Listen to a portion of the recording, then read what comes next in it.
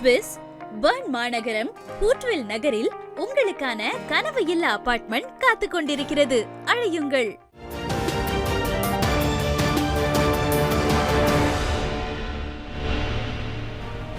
செய்திகளுக்கு அப்பால் நிகழ்ச்சியில் மீண்டும் உங்களை சந்திப்பதில் மகிழ்ச்சி. வணக்கம். இப்போது ஈரான் இஸ்ரேல் இடையில் பல முரண்நிலைகளோடு அமெரிக்காவும் அந்த களத்திலே கடும் குழப்பமான சூழ்நிலை ஒன்று நிலவிக் கொண்டிருப்பதனை தொடர்ச்சியாக உறுதிப்படுத்திக் கொண்டிருக்கக்கூடிய சூழ்நிலையில் யுத்தம் கைமீறி சென்று விட்டது என்பதே இப்போதைய சூழ்நிலையில் எடுத்துக்கொள்ளக்கூடியதாக இருக்கிறது. அமெரிக்காவினுடைய பிரதானமான போர்க்கப்பல்களும் ஈரானினுடைய அண்மித்த கடற்பகுதிகளை நோக்கி நகர்ந்து கொண்டிருக்கின்றன. ஒட்டுமொத்த அரபு நாடுகளும் பதட்டத்தில் இருக்கின்றன. வான்பரப்பு முழுமையாக முடக்கப்பட்டிருக்கின்றது. இந்த நிலையில் அடுத்து என்ன இடம்பெறலாம் என்கின்ற எதிர்பார்ப்புகள் எல்லோரிடமும் இருக்கின்றது. அதற்கும் அப்பால் இது அடுத்த கட்ட சமாதான நிலை அல்லது ஒரு சுமூகமான நிலையை யார் எடுத்து வருவார்கள் என்கின்ற எதிர்பார்ப்புகளும் பலரிடமும் எதிர்பார்ப்புகளாகவே தொடர்ந்து கொண்டிருக்கக்கூடிய சூழ்நிலையில் இனி வரப்போகின்ற நாட்கள் எப்படி இருக்க போகின்றன அல்லது தொடர்ச்சியாக இந்த பதட்டம் அரபு நாடுகள் குறிப்பாக மேற்குலக நாடுகள் ஒட்டுமொத்த உலகமும் இன்று ஸ்தம்பித்து செல்லுகின்ற சூழ்நிலையை நோக்கித்தான் நகர்ந்து கொண்டிருக்கின்றன. அந்த வகையில் பார்க்கின்ற போது அமெரிக்காவினுடைய மிக பிரதானமான இராணுவ மற்றும் கடற்படை முப்படைகளையும் சார்ந்திருக்கக்கூடிய கடற்கப்பலாக கருதப்படக்கூடிய ஆபிரகாம் லிங்கன் போர்க்கப்பல் மீது தாக்குதல் நடத்தப்பட்டதாக ஈரான் தரப்பில் கூறப்படுகிறது. அவ்வாறானதொரு தாக்குதல் நடத்தப்படவில்லை என்று அமெரிக்க தரப்பில் கூறுகிறது. இன்னும் ஒரு தகவல் நேற்று நள்ளிரவில் வெளியாகி இருந்தது. அமெரிக்கா மீது தாக்குதல் நடத்தப்பட்டதாக கூறப்படுவதில் உண்மை இல்லை என்று கூறப்படுகிறது. தாக்குதல் நடத்துவதற்கு முயற்சி செய்தார்கள். ஆபிரகாம் லிங்கன் மீது போர்க்கப்பல் மீதான தாக்குதல் முறியடிக்கப்பட்டது என்று முன்னுக்கு பின் முரணான தகவல்கள் தொடர்ச்சியாக வெளிவந்து கொண்டிருக்கின்றன. இந்த தாக்குதல் இடம்பெற்றிருக்காதா என்பதெல்லாம் அடுத்த விடயமாக இருக்கின்ற போதும் அமெரிக்கா இஸ்ரேலுடன் இணைந்து கடுமையான தாக்குதலை ஈரான் மீது நடத்தி வரக்கூடிய சூழ்நிலையில் அமெரிக்கா மற்றும் இஸ்ரேலினுடைய ராணுவ தளங்கள், குறிப்பாக அமெரிக்காவினுடைய மிக பெரும் ராணுவ தளங்கள் அரபு தேசத்தில் இருக்கின்ற காரணத்தினால் அந்த அரபு தேசங்களை இலக்கு வைத்து ஈரானும் தொடர்ச்சியான தாக்குதலை நடத்தி வருகின்றது. அதற்கு பதிலடியாக ஈரான் இப்போதைய சூழ்நிலையில் ஐக்கிய அரபு அமீரகம், Qatar, Bahrain, Kuwait, Saudi Arabia உள்ளிட்ட வளைகுடா நாடுகளை அடித்து துவம்சம் செய்து கொண்டிருக்கின்றது. இப்போது உங்களோடு உரையாடி கொண்டிருக்கின்ற போது கூட ஆங்காங்கே அங்கு ட்ரோன்கள் விழுந்த வண்ணமாக இருக்கின்றன. அவை முறியடிக்கப்பட்டது என்று குறித்த நாடுகள் கூறினாலும் கூட தாக்குதல் ஓய்ந்த பாடில்லை என்று கூறப்படுகிறது. குறிப்பாக சொல்ல போனால் அமெரிக்காவின் இராணுவ தளங்கள் மீதும் அந்த அரபு நாடுகளில் இருக்கக்கூடிய அமெரிக்காவுடைய இராணுவ தளங்கள், பொருளாதார நிலைகள் என்று அனைத்து இடங்களையுமே ஈரான் தன்னுடைய ட்ரோன் தாக்குதல் மூலம் நடத்தி வருகிறது. ஈரான் தரப்பில் ஒரு தகவல் குறிப்பிடப்படுகிறது. அரபு நாடுகளில் இருக்கக்கூடிய 17 இராணுவ தளங்கள் இலக்கு வைக்கப்பட்டிருக்கின்றன. அவை துல்லியமாக தாக்கப்பட்டிருக்கிறது என்று ஈரான் கூறுகின்றது. இல்லை, அவ்வாறான ஒரு தாக்குதல் இடம்பெறவில்லை, அவற்றை முறியடித்து விட்டோம் என்று அமெரிக்க தரப்பில் கூறுகிறது. அத்துடன் வளைகுடா பகுதிகளில் செல்லும் எண்ணெய் கப்பலையும் ஈரான் குறிவைத்துக் கொண்டிருக்கின்றது. இதற்கிடையே வளைகுடா கடலில் பகுதியில் அமெரிக்காவின் மிகப்பெரிய விமானம் தாங்கி போர்க்கப்பல் ஆபிரகாம் லிங்கன் நிறுத்தப்பட்டுள்ளது. அதாவது ஈரானினுடைய கடற்பகுதிகளை தாண்டி செல்லக்கூடிய கப்பல்களை ஈரான் இலக்கு வைக்க போவதாக கூறியிருக்கிறது. அதனை எதிர்கொள்ளுகின்ற வகையில் ஆபிரகாம் லிங்கன் அமெரிக்காவினுடைய மிக பிரதானமான போர்க்கப்பலும் நிலைநிறுத்தப்பட்டிருக்கிறது.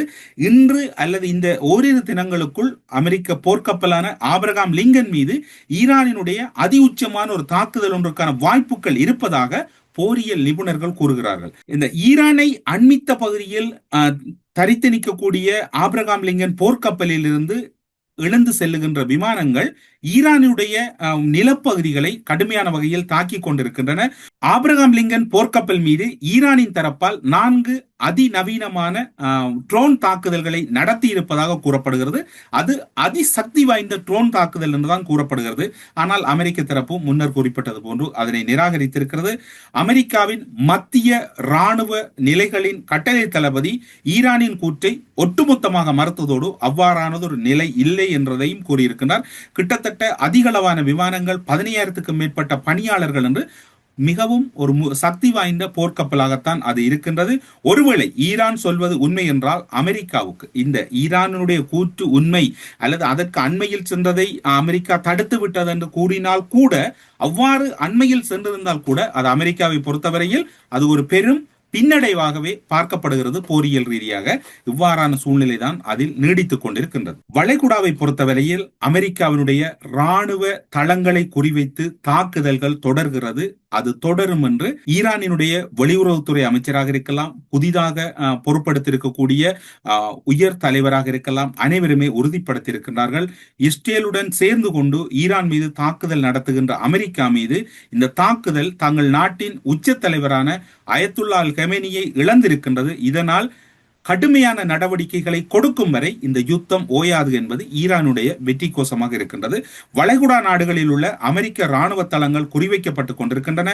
24 மணி நேரத்தில் மட்டும் குறிப்பாக இஸ்ரேல் 24 மணி நேரத்தில் மட்டும் Israel, UAE, Saudi, Qatar, Kuwait, Jordan, Iraq, Bahrain, Oman, Syria, Cyprus என மொத்தம் 14 நாடுகள் மீது நேரடியாக ஈரான் தாக்குதல்களை நடத்தி இருக்கின்றது. தனியொரு நாடாக ஈரான் 11 நாடுகள் மீது கடுமையான தாக்குதலை நடத்தி இருக்கின்றது. அது மட்டுமல்லாது அந்த தாக்குதல் தொடர்பில் ஈரான் தரப்பில் கூறப்படுகிறது, இவை முழுமையான எம்முடைய தாக்குதல் அல்ல, பகுதியளவான தாக்குதல். முழுமையான தாக்குதல் நடத்துமாக இருந்தால் இந்த நிலைமை பல மடங்கு சேதங்களை ஏற்படுத்தும் என்றும் ஈரான் தரப்பில் கூறப்படுகிறது. இதில் குறிப்பாக ஈராக்கில் உள்ள அமெரிக்க இராணுவ கிடங்கின் மீதான தாக்குதல் அமெரிக்காவின் பெட்ரியாட், CRAM போன்ற அதிநவீன வான்காப்பு அம்சங்களை செயற்பாடுகளை கேள்விக்குட்படுத்தி இருக்கின்றது.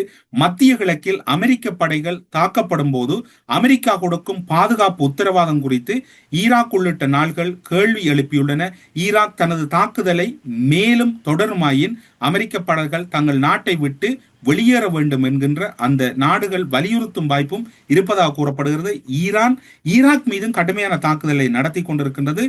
அமெரிக்கா தரப்பில் ஏற்கனவே ராணுவ வீரர்கள் உயிரிழந்திருப்பது உறுதி செய்யப்பட்டிருக்கின்றது. ஈரானினுடைய தாக்குதலில் அமெரிக்க தரப்பில் ராணுவத்தினர் மற்றும் வான்படையினர் இறந்திருப்பதனை அமெரிக்கா ஒரு சாதாரணமான இழப்பு ஏற்பட்டிருப்பதாக ஒத்துக்கொண்டிருக்கின்றது. அதனை உறுதி செய்திருக்கின்றது. பென்டகன் உயிரிழப்பு எண்ணிக்கை 3 என்று சொன்னாலும் சுமார் 560 அமெரிக்க வீரர்கள் கொல்லப்பட்டிருக்கலாம் என்று ஈரானின் செய்தி ஊடகம் கூறுகிறது. அமெரிக்க தரப்பை பொறுத்தவரையில் கூறப்போனால் அவை 3 என்று கூறுகின்றது. ஆனால் ஈரானினுடைய உத்தியோகபூர்வமான ஊடகங்கள் 560 என்று கூறப்படுகிறது. ஈரானின் தரப்பிலும் கடுமையான உயிர் சேதங்கள் இருப்பதாக கூறப்படுகிறது. இவ்வாறான சூழ்நிலையில் அமெரிக்காவின் இராணுவ நிலைகள் மற்றும் அமெரிக்காவின் உட்பகுதியிலும் கூட இனிவரப்போகின்ற நாட்களில் தாக்குதல் இடம்பெறலாம் என்கின்ற ஒரு செய்தி கூறப்பட்டு நிற்கின்றது. இதனோடு சில முக்கியமான விடயங்களை பார்ப்போமாக இருந்தால், அமெரிக்காவின் அணுகுண்டு சொந்த நாட்டையே பதம் பார்த்த ஒரு வரலாறு இருக்கின்றது. பலருக்கும் தெரியாமல் இருக்கின்றது. அமெரிக்காவின் சொந்த நாட்டையே அமெரிக்காவின் அணுகுண்டு பதம் பார்த்த வரலாறு இருக்கின்றது. 1961 ஆண்டில் B-52 ரக விமானம், அதாவது மிகவும் சக்தி வாய்ந்த மார்க் 39 அணுகுண்டை சுமந்து கொண்டு சென்ற போது கடும் குளிர் காரணமாக அந்த விமானத்தினுடைய வலதுபுற இறக்கையில் எரிபொருள் கசிவு ஏற்பட்டது. கசிவு ஏற்பட்டதனால் விமானம் மேல் நோக்கி எழும்ப முடியாமல் நிலம் நோக்கி இறங்கிய போது அப்போது குறித்த விமானத்தின் வயிற்று பகுதியில் வைக்கப்பட்டிருந்த மார்க் 39 அணுகுண்டுகள் அமெரிக்காவின் நிலப்பரப்பில் விழுந்தது. தெய்வாதீனமாக அந்த குண்டுகள் பெரிய அளவில் சேதத்தை ஏற்படுத்தவில்லை. ஒரு குண்டு தரையின் ஆழமான பகுதிக்கு சென்றது. ஆனால் அது பெரும் கிடங்காக இருந்தது ஒழிய அவை வெடிக்கவில்லை. மற்றைய அணுகுண்டு 4 வீதத்தில் 3 வீதம் முழுமையாக செயல்பட தொடங்கிய போதும் 1 வீதம் செயற்பட முக்கியமான கட்டம் செயற்படாதனால் அந்த குண்டும் வெடிக்கவில்லை. அவ்வாறு 2 குண்டுகளும் 1961 ஆண்டில் வெடித்திருக்குமாக இருந்தால் அமெரிக்கா என்ற ஒரு தேசம் இன்று இல்லாமல் இருந்திருக்கும். அது மட்டுமல்லாது அமெரிக்காவினுடைய தொடர் அச்சமாக இருப்பது B-2 விமானம் என்பது இப்போது மிக மிக முக்கியமாக இந்த போர்க்களத்திலே பார்க்கப்படுகிறது. அமெரிக்காவை பொறுத்தவரையில் 21 B-2 விமானங்களை தன்வசம் வைத்திருக்கின்றது. யாரும் இந்த தகவல்களை திரட்டிவிடக் கூடாது, யாரிடமும் இதனுடைய இராணுவ ரகசியம் சென்றுவிடக் கூடாது என்பதில் மிக பிடிவாதத்தோடும் மிக ரகசியத்தன்மையோடும் அமெரிக்கா பயன்படுத்துகின்றது. 21 B-2 விமானங்களை அமெரிக்கா தயாரித்தது. சில விமானங்கள் விபத்தும் மற்றும் இன்னொரு காரணங்களால் இழந்தாலும் கூட 19 B-2 விமானங்களை இப்போது அமெரிக்கா தன்னுடைய விமானப்படை வசம் வைத்திருக்கின்றது. B-2 விமானங்கள் அதிசக்தி வாய்ந்த விமானங்கள் என்பதோடு மட்டுமல்லாது விலை உயர்ந்த விமானங்களாகவும் பார்க்கப்படுகிறது. அது மட்டுமல்லாது அணுகுண்டுகளை சுமந்து செல்லக்கூடிய மிகவும் முக்கியமான விமானமாக இதனை பார்க்கலாம். இதனால் இதனை யாரும் அமெரிக்காவிடமிருந்து பெற முடியாத வகையில் அமெரிக்கா யாருக்கும் விற்பதில்லை. அதனால் இந்த விமானங்கள் யாருடைய கைவசமும் இல்லை. காரணம், இதனை யாரும் பிரதி செய்து விடுவார்கள், இதனுடைய தொழில்நுட்பத்தை யாரும் உள்வாங்கி விடுவார்கள் என்பது அமெரிக்க தரப்பில் இருக்கக்கூடிய அச்சமாக இருக்கிறது. இந்த விமானம் அணுகுண்டுகளை சுமந்து சென்று துல்லியமாக தாக்கக்கூடியதோடு ரேடார் பகுதிகளில் எங்குமே இது சிக்குவதற்கும் வாய்ப்பில்லை என்று கூறப்படுகிறது. B2 விமானத்தை யாரும் பிரதி செய்ய முடியாது, யாருக்கும் விற்க மாட்டோம் என்று அமெரிக்கா கூறிக்கொண்டிருந்த சூழ்நிலையில் அமெரிக்காவின் B2 விமானத்தை யாரும் உருவாக்க முடியாது என்றிருந்த காலப்பகுதியில் சீனா தரப்பால் CH-7 என்கின்ற விமானம் உருவாக்கப்படுகிறது. அது B2 விமானத்துக்கு இணையான அனைத்து சக்திகளையும் கொண்ட அதி தொழில்நுட்பத்தோடு கூடிய விமானம் என்று கூறப்படுகிறது. இந்த விமானம் குறிப்பாக B2 விமானமாவது சென்று திரும்புகின்ற போதாவது அந்த ரேடார் கருவிகளில் படுவதற்கான வாய்ப்பு இருப்பதாக போரியல் நிபுணர்கள் கூறுகின்றார்கள். CH-7 சீனாவின் அந்த இணை விமானம் என்பது ஒட்டுமொத்தத்தையே ரேடாரை ஏமாற்றி விட்டு செல்லக்கூடிய தொழில்நுட்ப சக்தி வாய்ந்த விமானம் என்றும் கூறப்படுகிறது. அது மட்டுமல்லாது இப்போது ஈரான் மீதான தாக்குதல் தொடர்பில் பல கருத்துக்கள் எல்லோரிடமும் ஒட்டுமொத்தத்தில் அமெரிக்கா இந்த போரை ஆரம்பித்து விட்டது. ஆனால் எவ்வாறு நிறுத்துவது என்று தெரியாமல் திண்டாடி கொண்டிருக்கிறது.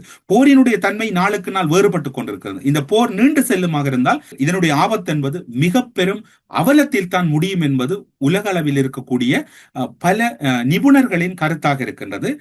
ஈரானுடைய நிலைமையை பார்ப்போம். ஈரானை பொறுத்தவரையில் ஏன் ஈரான் மீதான இந்த தாக்குதல், ஈரான் மீது இந்த படையெடுப்புக்கான காரணங்கள் பல்வேறுபட்ட சூழ்நிலைகளை தொடர்புபடுத்தி கூறப்படுகிறது.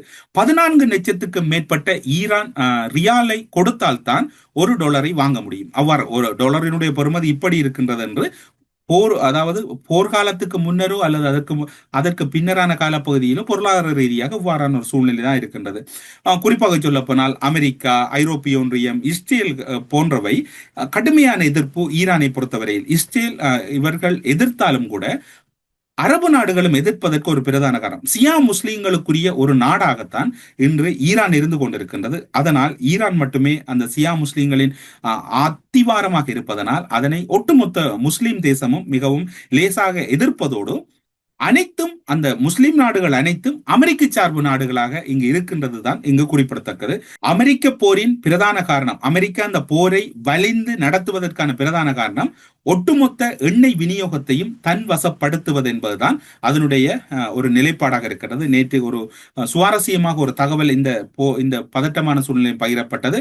டொனால்ட் ட்ரம்ப் அவர்கள் கூறுகின்றார், இந்தியாவை நெருங்கி வந்து கொண்டிருக்கின்றது, எண்ணெய் கப்பல் அண்மித்து விட்டது, டெல்லியை அண்மித்து விட்டது, இன்னும் சற்று நேரத்தில் வந்துவிடும் என்று அவர் உண்மையில் ஒரு வியாபாரி போன்றுதான் தன்னை அவர் வெளிப்படுத்தி கொண்டிருக்கின்றார். ஈரானை பொறுத்தவரையில் ஈரானின் கடற்பரப்புகளை அண்மித்த பகுதிகளில் அமெரிக்காவினுடைய சக்தி வாய்ந்த கடற்கப்பல்கள் நிறுத்தப்பட்டிருக்கின்றது. குறிப்பாக சொல்ல போனால் ஆப்ரகாம் லிங்கன் நிறுத்தப்பட்டிருக்கின்றது. அதே போன்று விமானம் தாங்கி போர்க்கப்பலாக இருக்கக்கூடிய போர்ட் நிறுத்தப்பட்டிருக்கின்றது.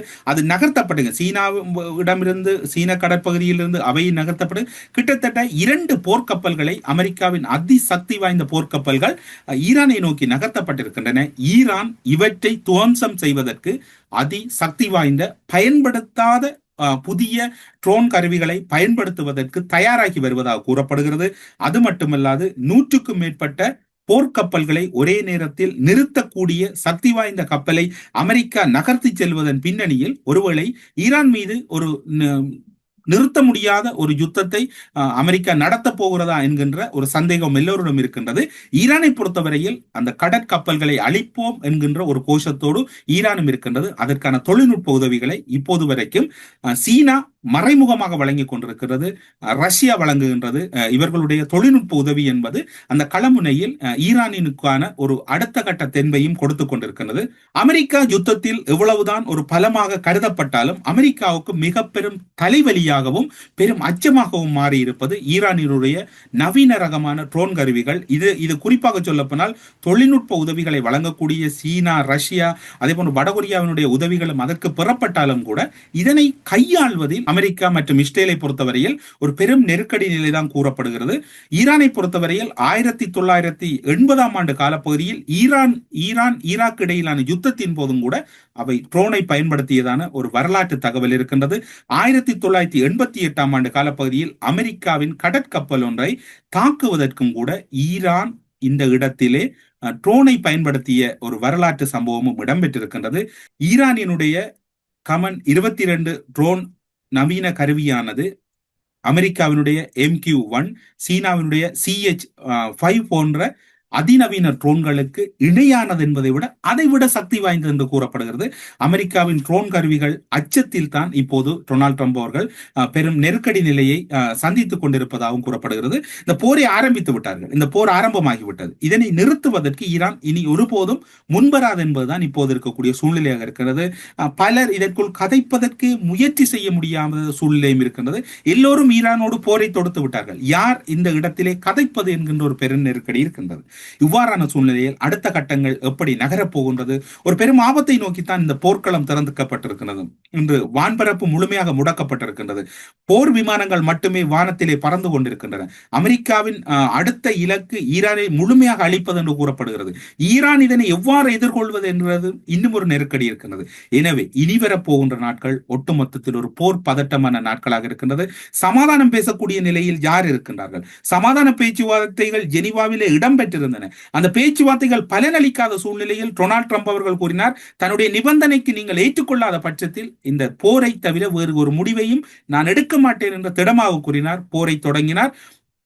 ஈரானை பொறுத்தவரையில் அவர்களுடைய ஆன்மீக தலைவராகவும் அதியுச்ச தலைவராகவும் இருக்கக்கூடிய அயத்துல்லா ஹமேனியின் மரணம் என்பது அவர்கள் இன்னும் ஒரு பெரும் பழிவாங்கலை காணாமல் அந்த போரை அவர்கள் முடிவுக்கு கொண்டு வர மாட்டார்கள். அது எப்படி அந்த பழிவாங்கல் இருக்க போகிறது?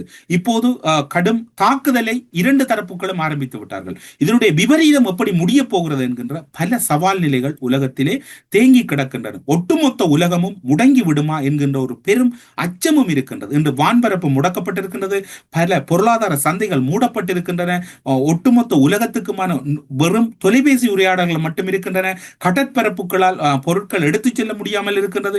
எல்லா விதத்திலும் முடக்கத்தை நோக்கி நகர்ந்திருக்கிறது. அது பெரும் கொரோனா பெருந்தொற்று கால பகுதியில் ஒரு முடக்கம் வந்தது. இது உலகம் முழுமையாக ஸ்தம்பித்து செல்லுகின்ற ஒரு போக்கு இருக்கின்றது.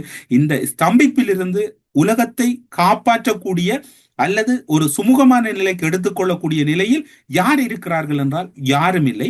உலகத்திலே சமய தலைவர்களை நம்பித்தான் இந்த உலகம் அடுத்த கட்ட பாய்ச்சலுக்கு காத்திருக்கின்றது. அந்த சமய தலைவர்கள் என்கின்ற அந்தஸ்தில் யார் வரப்போகிறார்கள்?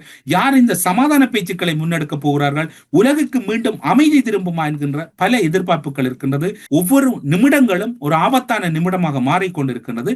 முடிந்தவரை எல்லோரும் பிரார்த்தித்துக் கொள்வோம். உலகில் அமைதியும் சமாதானமும் வெகு விரைவில் ஏற்பட வேண்டும் என்றும், யுத்தத்தில் ஈடுபட்டிருக்கக்கூடிய தரப்புகள் மனங்களிலே மாற்றங்கள் ஏற்பட்டு ஒரு நல்லதொரு சூழ்நிலை உலகில் வர வேண்டும் என்று அனைவரும் இந்த நேரத்திலே இறைவனை வேண்டுவதை தவிர வேறு ஒரு தெரிவும் இல்லை என்று கூறி செய்திகளுக்கு அப்பால் நிகழ்ச்சியிலிருந்து விடைபெற்றுக் கொள்கிறோம். நன்றி, வணக்கம்.